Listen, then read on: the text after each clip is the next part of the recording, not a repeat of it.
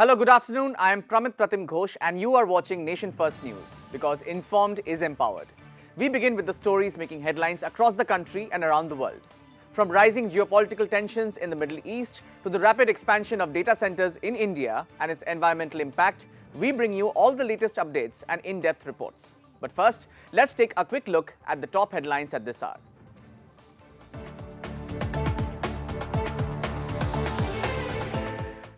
Billions flow into India's data centers, even as sustainability questions grow worldwide.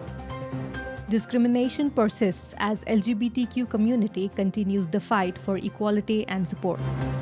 Japan faces energy crunch amid Middle East crisis. Government takes action.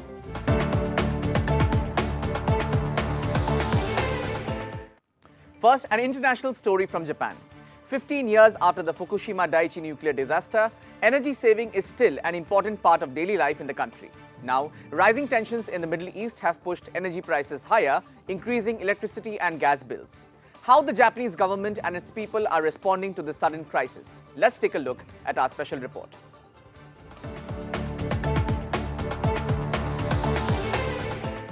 The 2011 Fukushima Daiichi plant meltdown also forced a nuclear shutdown. The loss of nearly 30% of Japan's power supply sparked a national movement. It's called Setsuden Energy Saving, where households and business drastically cut electricity use. And as tensions in the Middle East push energy prices higher, the need to conserve is very much on people's minds. I think war simply shouldn't happen in the first place. We already try to be careful about saving energy. Japan imports around 90% of its energy supply. And with the weak yen, electricity and gas bills are already climbing. Wholesale power prices have surged by more than 30% since the conflict began on February 28th. Even though something may be happening very far away in another country that seems unrelated to us, it can still affect our daily lives, like prices going up or some items becoming unavailable. Earlier this week, the government said it is thinking about steps to reduce the impact of rising energy prices. The steps may include providing subsidies. And now, 15 years after the Fukushima disaster, Japan's habit of saving energy is being tested once again. News Bureau, Nation First News.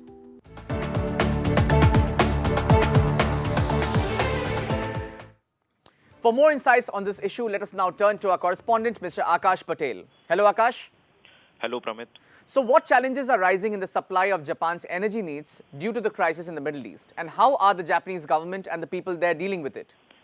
So, Pramit, in addition to the high-level policy shifts, the most inspiring story here is the grassroots mobilization. Yes. In neighborhood across Osaka and Tokyo, residents aren't just waiting for government directives.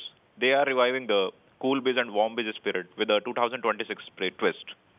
Local energy councils have formed in apartment blocks to collectively manage heating, while a new wave of plug-in solar kits is appearing on balconies, a direct effort by renters to claim energy independence. From blackout drills in community centers to the quiet discipline of dimming streetlights, the Japanese people are proving that while they lack oil, they have an inexhaustible supply of social cohesion. This is all from my side. Thank you, Mr. Akash. India is witnessing a rapid boom in data centers. Major national and global companies are making massive investments. However, the fast-growing industry is also raising serious ecological and environmental concerns. We will bring you this special report right after a very short break. The soul of BMW. Where will you find it? Here? Welcome back to Nation First News. I am Pramit Pratim Ghosh and now to a national story. India is quickly becoming a major hub for data centers as demand for artificial intelligence and cloud services grows. Big companies such as Adani, Reliance, Microsoft, Amazon are investing billions of dollars to build new facilities across the country. However, experts say that the fast growth of data centers may also create challenges, including higher electricity use and possible environmental impact in the future. Watch our exclusive report.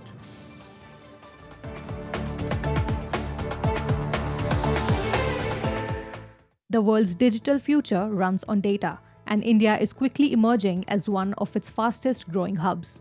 A surge in artificial intelligence and cloud computing is driving a major wave of data center construction across the country. India currently has around 1.4 gigawatts of operational capacity. with 132 facilities running and 81 more under development across nearly 25 locations. Major hubs include Mumbai, Chennai, Hyderabad, Pune, Bengaluru, and Delhi NCR, while Visakhapatnam and Jamnagar are expected to emerge as the next big centers for digital infrastructure. Billions of dollars are flowing into the sector.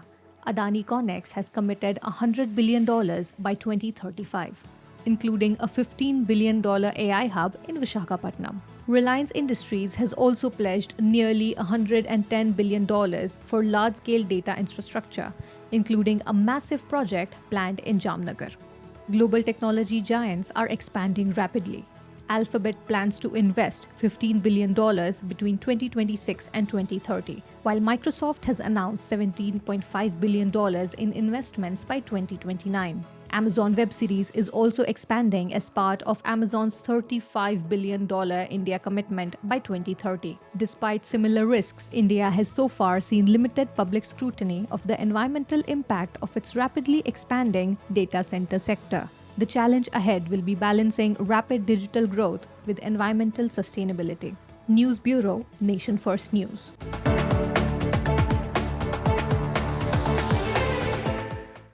For more details on this, let's go straight to our correspondent, Ms. Akanksha. Hello, Akanksha. Are you able to hear us? Yes, I can hear you. Please go ahead, Akanksha. Sure. So I am right now here with renowned AI engineer Mr. Anand, and my question to you, Anand ji, would be that we all know data centers are expanding all over India with heavy investments from domestic as well as global companies. However, this issue is raising a lot of environmental concerns. So what's your expert take on this? Well, thank you.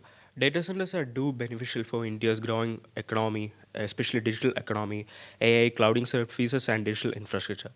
However, they do consume a lot of electricity and water, which can in turn put a lot of pressure on the environment.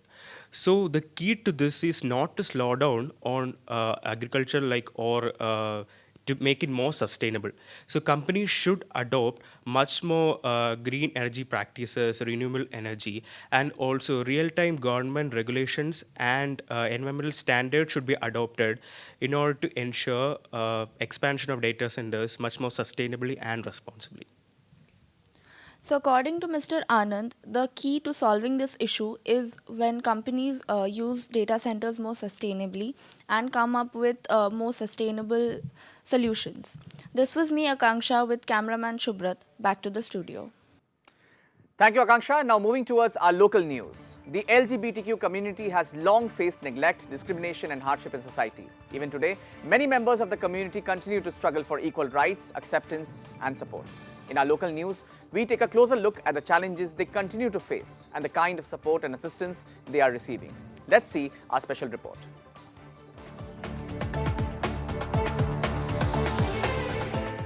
For many people in the LGBTQ community, life can often be marked by rejection, discrimination, and the struggle to be accepted by society and their own families. From social stigma to lack of support and opportunities, the challenges they face are still a harsh reality. Whenever I go to people asking for work, they often tell me there are no jobs and question why I keep coming. I ask them if they could at least help me find some work. But the moment they realize that I am a transgender woman, everything changes. For many of us, the struggle is not just about finding work. It is about being accepted as human beings. In middle of these struggles, organizations like SAFO for Equality are working to create safe spaces, provide support, and help individuals rebuild their life with dignity and confidence. SAFO for Equality opened a cafe for us. 5 of us are working there. Because of this opportunity, we are finally able to earn our living with dignity and respect. We also have support for mental health. If someone reaches out to us for help, we connect them with doctors who can guide and support them. We also have a library where there are many books about our community and our experiences. These books help people understand our lives better, and the library is open for anyone who wants to access and learn. Change is definitely there.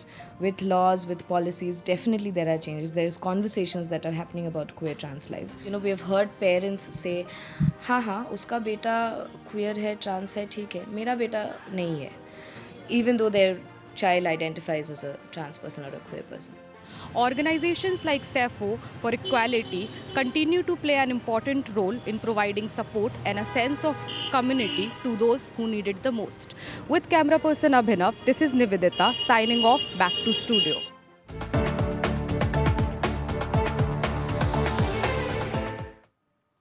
And ladies and gentlemen, we have just received a breaking news. There has been an escalation in the US-Israeli and Iran situation, and US-Israeli strikes have hit Tehran as drones have been intercepted near Riyadh.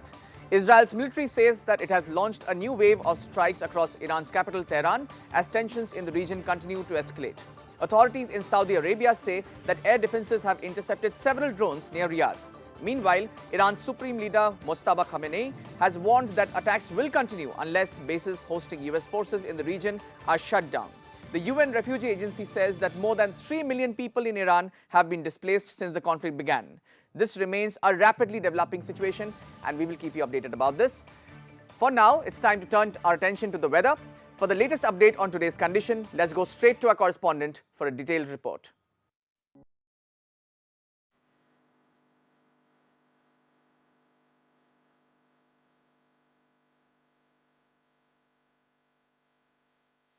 Hello, I'm Sayoshi. Now let's take a quick look at the weather. Today will be hot and hazy across much of India with high temperatures and sunny conditions. The heat could feel intense in several metro areas, so take heat safety precautions if you're outdoors. In Delhi, the sky will be mostly clear with a high of 32 degrees Celsius and a low of 17 degrees Celsius. In Mumbai, warm and humid weather is expected with temperatures between 33 degrees Celsius and 23 degrees Celsius. In Kolkata, with a high of 34 degrees Celsius and a low of 22 degrees Celsius, and in Chennai, temperatures ranging from 31 degrees Celsius to 22 degrees Celsius. That's the weather report. Over to you, Pramit. Thank you, Shreyashi, for the weather update. Before we head into a short break, our discussion continues on the realities LGBTQ individuals face, from social stigma to acceptance, and what it truly takes for society to move beyond words and create real inclusion. Stay with us.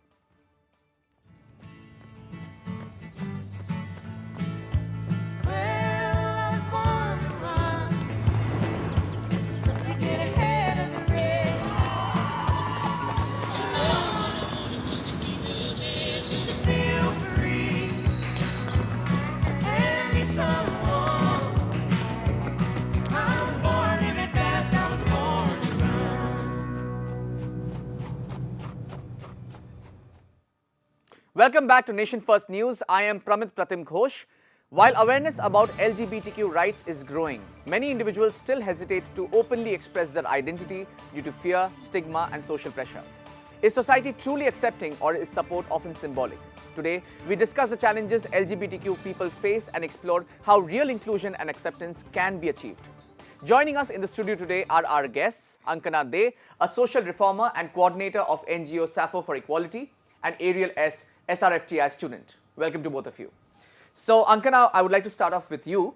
What are some of the biggest struggles LGBTQ individuals continue to face in their everyday lives, whether within families or in the education space or social spaces? What's your take on that? Thanks for the great question, Pramit. I think before we start talking about the struggles of queer trans people, I think it's very important to understand that we've been existing for a very long time. And we are also part of the very fabric of the society.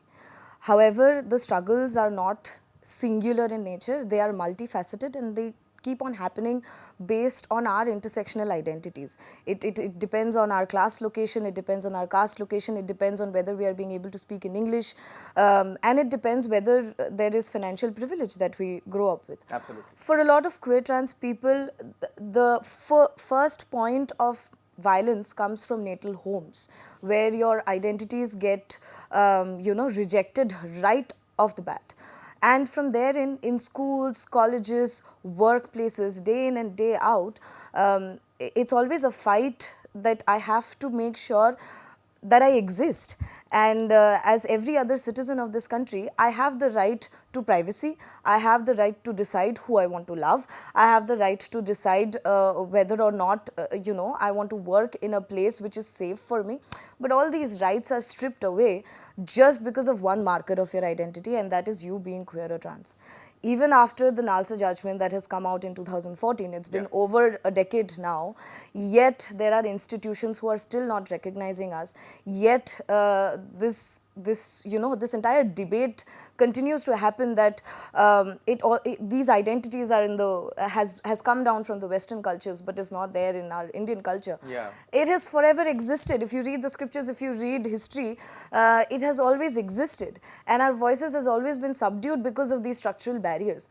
So the question is whether or not people are being able to come out, or whether or not people are having challenges to face. The question is something that needs to be redirected to the society. Even after so many years of laws coming into place, have we been able to create a safe society where I can come in and say, you know, I have a partner back at home, maybe we can have lunch someday, and my partner is a non-binary person or a trans-masculine person. Absolutely. You know, the question is always directed to the queer trans person, and it as if the problem lies within the person. We have to understand that the problem lies within the society and the structural barriers that because of which we are not being able to access proper healthcare, proper education, proper employment facilities, and our basic human rights.